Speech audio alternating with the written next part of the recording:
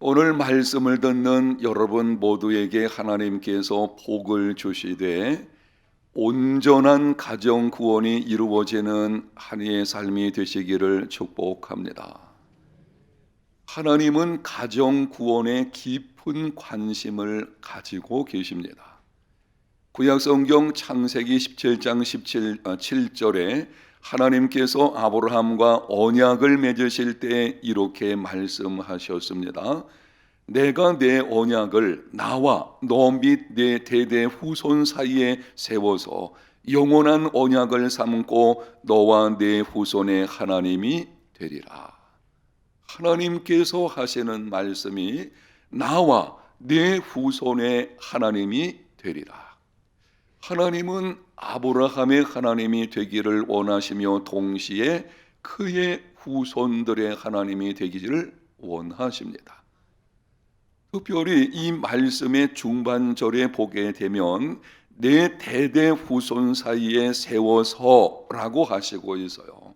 대대 후손들에게 하나님이 되기를 원하시는 하나님께서는 가정 구원에 깊은 관심을 가지고 계십니다. 신약성경 마가복음 5장에 보게 되면 예수님께서 거라사인 지방에 사는 군대 귀신 들린 자를 고쳐주신 사건이 있습니다.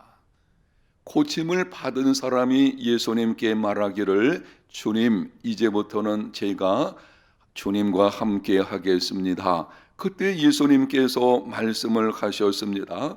집으로 돌아가서 주께서 내게 어떻게 큰 일을 행하사 너를 불쌍히 여기신 것을 네 가족에게 알리라. 나와 함께 하려 하지 말고 집으로 돌아가라. 그리고 어떤 일이 있게 되었는지 주께서 내게 어떤 일을 행하셨는지를 네 가족들에게 알리라. 가정을 구원하라는 것입니다.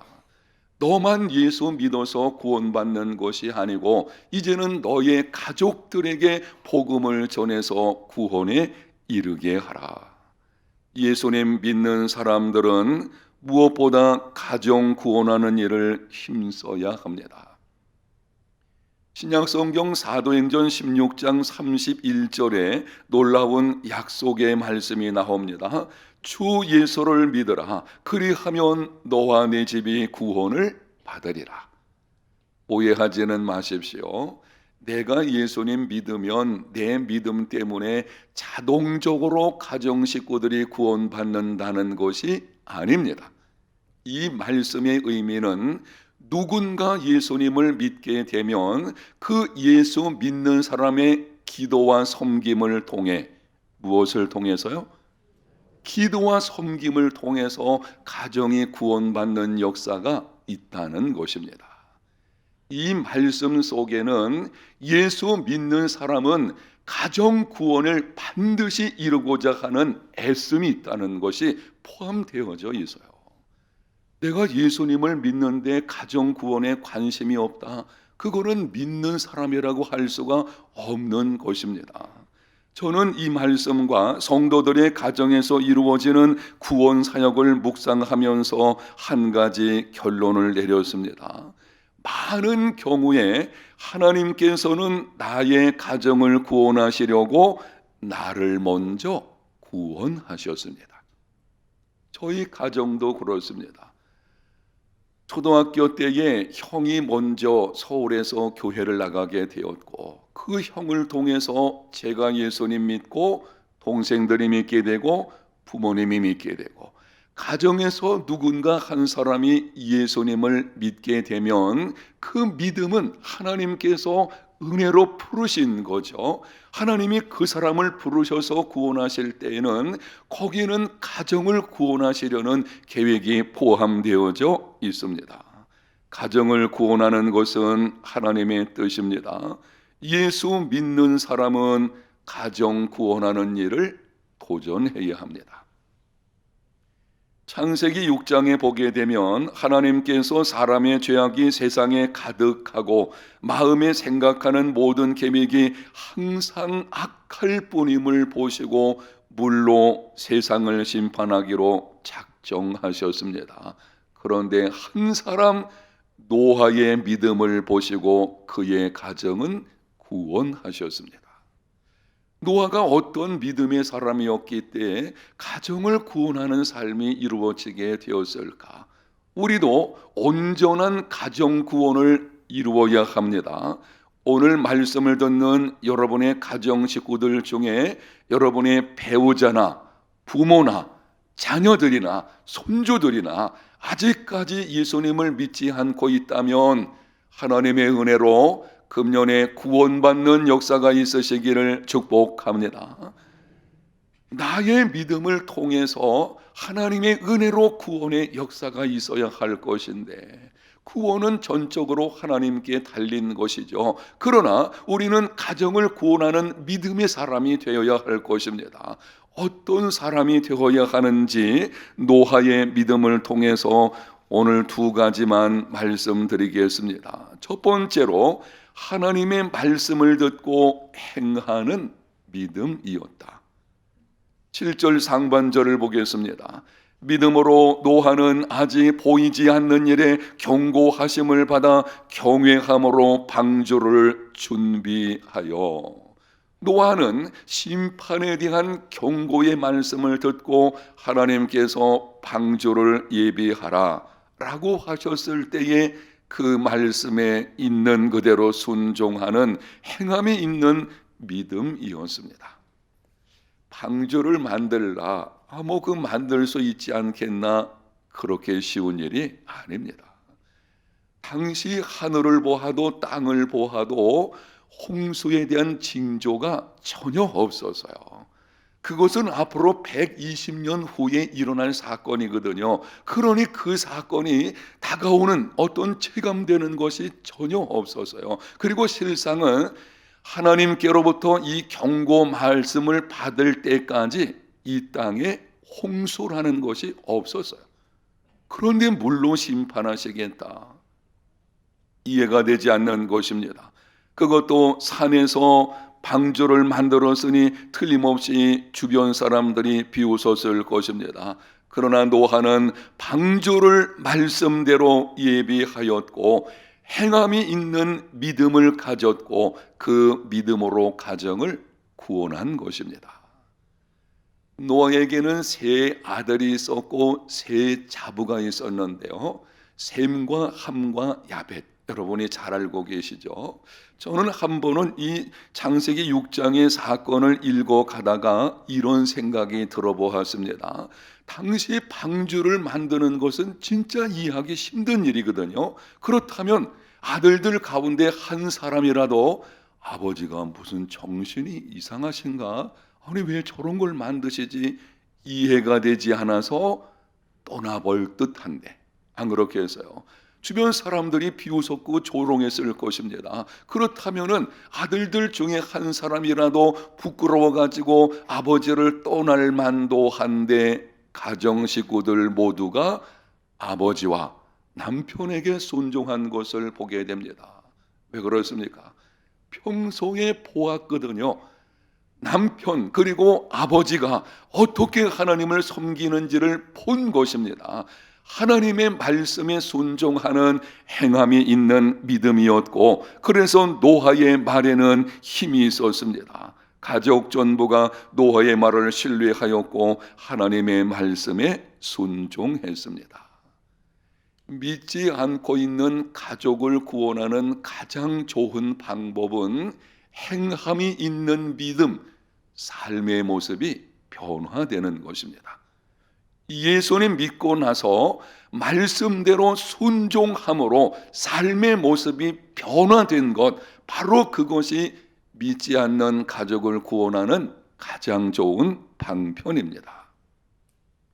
여러분, 이웃을 구원하고자 할 때에는 행실의 변화 이전에 말로도 가능합니다. 그 사람들의 경우에는 내가 어떻게 어떤 모습으로 살고 있는지를 잘 드러나지 않거든요. 사실은 다른 사람을 볼 때는 우리가 조심하게 되어지죠. 그래서 믿지 않는 이웃을 구원할 때는 말이 먼저 되어도 가능하겠지만 가족을 구원하는 것은 말이 먼저 돼서는 이루어지지 않습니다. 변화된 모습이 있어야만 예수 믿고 나서 행함이 있는 믿음으로 삶이 변화되어야만 그 모습 가운데서 전하는 말이 힘이 있게 되는 것이고 거기서 구원이 이루어지게 되는 것입니다. 베드로전서 3장 1절 아내들아 이와 같이 자기 남편에게 순종하라. 이는 혹 말씀을 순종하지 않는 자라도 말로 말미암지 않고 그 아내의 행실로 말미암아 구원을 받게 하려 함이니. 하반절 말씀을 주목해 보십시오. 말로 말미암지 않고 그 아내의 행실로 말미암아 구원을 받게 하려 함이니. 무엇으로 말미암아? 행실로 말미암아. 말보다 행실이 먼저 있어야 합니다. 간혹 믿지 않는 남편들에게 끊임없이 설교하는 아내들이 있습니다. 심지어 어떤 경우에는 남편이 퇴근할 때쯤 되면은 기독교 방송을 의도적으로 틀어놔서 그래서 남편으로 듣게, 물론 그 노력은 가상하지요. 그러나 그런 행동들은 남편이 직장에서 퇴근할 때에 집으로 돌아오지 않고 친구 만나고 다른 길로 가게 하는 기회가 될 수 있어요. 아주 조심해야 됩니다. 어떤 아내는 제가 이런 말도 들어봤는데요. 하도 남편이 말 안 듣고 속썩이니까 어이구 저 사탄. 여러분 사탄 아니에요. 그런 말은 입 밖에 내서는 안 될 것입니다. 오히려 더 겸손히 섬기는 삶이 이루어져야 됩니다. 어떤 장로님이 임종이 가까웠을 때 자녀들을 모아놓고 다음과 같이 유언했다고 합니다. 들어보십시오. 너희들은 나와 더불어 20년 혹은 30년을 살았다. 오래전에 이르기 때문에 지금은 100세 시대니까는 자녀들 나이도 상당히 많지만 아주 옛날 같은 경우에는 뭐 60세쯤 되면은 거의 뭐 노인 취급을 받은 시대였으니까요. 그 아버지 장로님이 말하는 것입니다. 20년 혹은 30년을 나와 함께 살았다. 내가 이 시간에 무슨 다른 말을 하겠느냐? 내가 예수님을 믿으면서 크게 무슨 일을 한 것도 없고 특별한 일을 한 것도 없다. 그러나 내가 믿음으로 살아보려고 애쓰는 것은 너희들이 알 것이다. 내가 특별하게 무슨 일 한 건 없지만 그러나 내가 믿음으로 살려고 애를 쓴 것은 너희들이 보고 알 것이다. 행함이 있는 믿음이었죠. 바로 그것이 가정을 구원하는 것입니다. 온전한 가정 구원에 도전하려면 행함이 있는 믿음, 본을 보이는 삶이 되어야 합니다. 두 번째로 하나님을 신뢰함으로 인내하는 믿음이었습니다. 노아는 100여 년에 걸쳐서 방주를 만들었습니다. 그렇게 오랜 세월 동안 방주를 만들고 있으니 주변에서 수많은 사람들이 조롱하고 멸시했을 것입니다. 아니 저 노인네가 정신이 나갔나? 아무리 봐도 무슨 홍수 심판 징조도 보이지 않고 더구나 산에서 그것도 한두 해도 아니고 100여 년에 걸쳐서 짓고 있다. 이게 도무지 이해가 안 되는 것이죠. 그래서 수많은 사람들이 이러쿵저러쿵 이야기했지만 노아의 믿음은 흔들리지 않았습니다. 하나님께서 말씀하셨으니 하나님께서 반드시 이루실 것이라는 믿음으로 끝까지 인내했습니다. 그러므로 홍수 심판에서 가정을 구원했습니다. 온전한 가정 구원을 이루려면 따라합니다. 인내해야 한다. 참고 기다려야 합니다. 기도하며 섬기며 참고 기다림이 있어야 합니다. 예수님을 믿지 않는 가정에서 나 홀로 신앙생활 하시는 분들이 있는 것을 볼 수 있는데요. 나만 혼자 예수님을 믿게 되어지면 가정생활에서 이런저런 어려움들이 찾아오게 됩니다. 주일날이 되면 믿지 않는 식구들이 교회 가지 말고 야외 놀러 가자고 이야기를 합니다. 한 가정에서 두 종교를 믿으면 우환이 있으니 교회 가지 말라고 위협합니다. 제사를 지내지 않으므로 조상을 공경할 줄도 모르는 자라고 비난을 들을 때도 있습니다. 심지어는 교회 가지 말라고 폭력을 행사하는 남편들까지도 있습니다. 우리 교회도 그런 경우가 있었어요. 아내가 교회 가는데 남편이 가지 말라고 하다가 계속 교회 가니까는 폭력을 행사하는 이런 경우가 있는 것을 보게 되는데요. 여러분, 어떻게 해야 하겠습니까?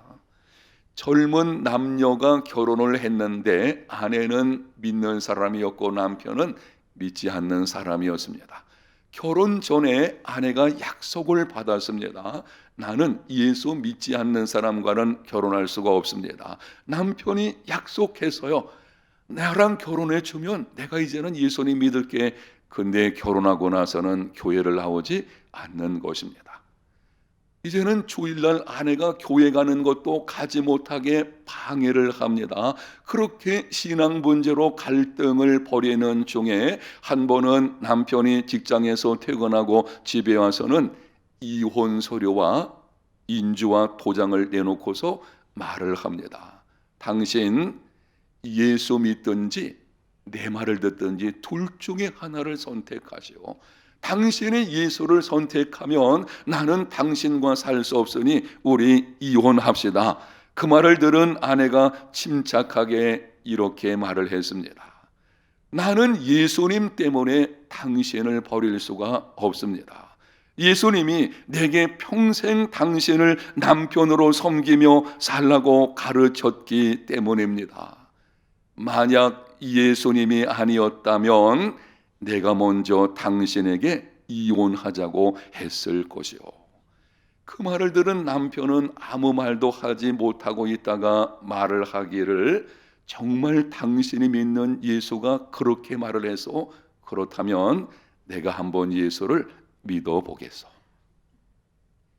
예수님 믿는 믿음 때문에 부부 사이에 갈등이 찾아오고 마음의 상처와 고통이 있지만 예수님 때문에 이해해주고 예수님 때문에 용서하고 예수님 때문에 그럼에도 불구하고 사랑해주고 예수님을 생각하고 참고 참으며 기도하면 때가 이르러 구원의 역사가 있게 될 줄로 믿습니다. 믿지 않는 가족 온전한 구원을 이루는 방법은 기도하고 섬기면서 참고 인내해야 합니다. 그런데 가끔 보게 되면 교회 다니는 것을 아주 쉽게 허락하는 남편들도 있어요. 혹시 여러분 남편 중에 그럴 수 있습니다. 당신 주일날 교회 가. 그러나 단 한 가지, 나한테 가자고만 하지 마라. 그래서 아주 신앙을 자유롭게 이렇게 풀어주는 경우가 있는 것을 보게 되는데요. 심지어는요, 이런 경우도 있습니다. 아내를 교회까지 차로 태워다 주고 자기는 안 들어와요. 우리 교회에 그런 분들이 있었어요. 나중에 들어오셨는데, 그래서 요 바로 앞에서 아내를 내려주고 차에서 기다리는 것입니다. 이런 말을 듣게 되면 제가 이런 생각 들죠. 아니, 교회 마당까지 왔으면 들어오지 왜 안 들어오고 있나? 근데 안 들어오는 것입니다. 여러분, 이런 경우에 어떻게 해야 하겠습니까? 기억하십시오. 설교는 하지 마십시오. 남편에게 자꾸 설교하려는 경우 있어요. 설교하지 말고 감사의 말을 하십시오. 아이고, 당신이 내게 이렇게 신앙적인 자유를 주어서 교회 생활 열심히 하게 되니 너무 고맙습니다. 그리고 교회까지 태워다 주는 거 감사한 일이죠. 감사해야 됩니다. 그리고 기도하며 인내함으로 기다리십시오. 어떤 아내는 이런 경우가 있었어요. 그런 남편에게, 여보, 내가 다른 것은 모르겠는데 내 생일날 선물로 교회당 한 번만 갑시다. 이 방법이죠. 여러분, 생일 선물이 더 좋은가요? 믿지 않은 남편 교회에 함께 오는 게 더 좋은가요? 여러분 보니까 생일 선물에 더 관심이 있으신 것 같은데, 그런 기회를 보는 거예요. 참고 기다리면서 그 실제로 있었던 어느 아내의 이야기입니다. 생일날 그리고 결혼기념일날 남편이 선물을 준비하게 될 때에 나는 다른 선물 필요 없으니까 그냥 한 번만, 이날 한 번만 나와 함께 교회당에 가서 예배 드립시다. 그래서 남편이 예수 믿는 경우가 있었다고 합니다. 저는 목회를 하면서 참 감사한 일들도 있고 어떤 경우에는 속상하고 안타깝기도 하고 한쪽에서 화가 좀 나는 경우도 있을 때가 있는데요. 참 감사한 일은 어떤 성도님은 부모님을 구원하기 위해서, 예수 믿지 않는 부모님이어서요, 근데 부모님을 어찌하든지 예수님 믿게 해서 천국 가시게 하려고 교회를 모시고 가야 되는데 시골에 사시거든요. 그래서 주일날 이른 시간에 교회당에 와서 예배 드리고 차를 가지고 시골 고향으로 달려갑니다. 그리고 거기 가서 부모님을 모시고 시골 교회 가서 예배 드리고 이렇게 한 1년 이상을 하시는 것을 보아서요, 바로 여기서 구원의 역사가 일어나게 되죠. 얼마나 감사한지요. 어떤 성도님은 병상에 누워있는 부모님을 구원하기 위해서 온 마음으로 간경을 합니다. 부모님이 연세가 많으시게 되면 아무래도 몸이 약해지게 되죠. 이제는 병상에 누워있는데 그것을 어찌하든지 예수 믿고 천국 가시게 해야 되겠다. 그래서 정성껏 간병을 합니다. 그런 중에 우리 교육자들을 초청을 해서 목장 담당 목사님들을 초청을 하든지 전사님 초청해가지고 예수님에 대해서 좀 전해 주십시오. 영접시키는 이런 경우들이 있는 것을 보게 됩니다. 어떤 성도님은 어렸을 때는 하나님을 섬겼는데 커서는 자기 마음대로 살아가는 자녀들, 이런 자녀가 있죠. 이제는 머리가 커서 말 안 들어요. 자기 마음대로 하나님을 떠나 살아가는 것입니다. 새벽마다 나와서 눈물 흘려서 기도합니다. 눈물을 흘리며 씨를 뿌리는 자는 기쁨으로 단을 거두게 될 줄로 믿습니다. 자녀를 위해서 기도하는 것 결코 헛되지 않습니다. 자녀 구원 기도해야 돼요. 그런데 속상하고 조금 화가 난 것은 아주 오래전에 있었던 일인데요. 어느 가정에 신방을 갔습니다. 자녀들이 교회를 나오지 않습니다. 권면했습니다. 집사님, 이제는 자녀들이 좀 교회 나와야 되겠는데요. 그 집사님이 자랑스럽게 목사님, 우리 가정은 종교의 자유가 있는데요. 그 말 듣는 순간 제가 속이 확 상했어요. 아니, 지금 자녀들이 지옥불로 들어가고 있는데 무슨 종교의 자유가 있다는 거예요. 그건 종교의 자유가 아니죠. 그냥 방임시켜 놓는 것이죠. 여러분 생각을 해보세요. 나의 사랑하는 가족이 지금 지옥불로 한 걸음 한 걸음 걸어가고 있다. 근데 어떻게 우리가 가만히 있을 수가 있겠습니까? 눈물 흘려서 기도하고 섬겨야 되고 어찌하든지 교회 나오게끔, 그래서 예수 믿게끔 해야 되지 않겠습니까? 따라합니다. 사랑하면 전도한다. 사랑하면 전도하게 되어 있어요. 진정한 사랑이 가지고 있다면 아니 그 운명이 분명하지 않습니까? 질문합니다. 현재 여러분의 가정의 모든 가족에게 예수님을 믿는 믿음이 있습니까? 여러분의 배우자, 여러분의 부모, 여러분의 자녀들, 여러분의 손주들 다 예수님 믿고 있습니까? 그렇지 않다면 온전한 가정 구원에 도전하는 한 해가 되시기를 축복합니다. 가정 구원은 하나님의 뜻입니다. 사랑한다면 전도해야 합니다. 이렇게 하십시오. 정리해서 말씀을 드립니다. 불신 가족에게 설교하는 시간을 줄이고 그들에 대하여 하나님께 말하는 시간을 늘리십시오. 그리고 행함이 있는 믿음, 변화된 모습으로 다가가십시오. 소망 중에 인내하며 기다리십시오. 이렇게 행하는 중에 금년 한 해는 우리 해운대 제일교회 모든 성도들의 가정이 온전한 구원이 이루어지는 축복이 있으시기를 축원합니다. 우리의 한 가지 목표예요. 하나님, 정말 우리 가정이 구원받는 한 해가 되게 하여 주시옵소서. 여러분 기도하고 섬기고 나의 삶이 은혜를 받아서 변화되어지고 그 가운데 이런 구원의 역사하심을, 이런 복을 받는 삶이 되시기를 예수님 이름으로 축복합니다.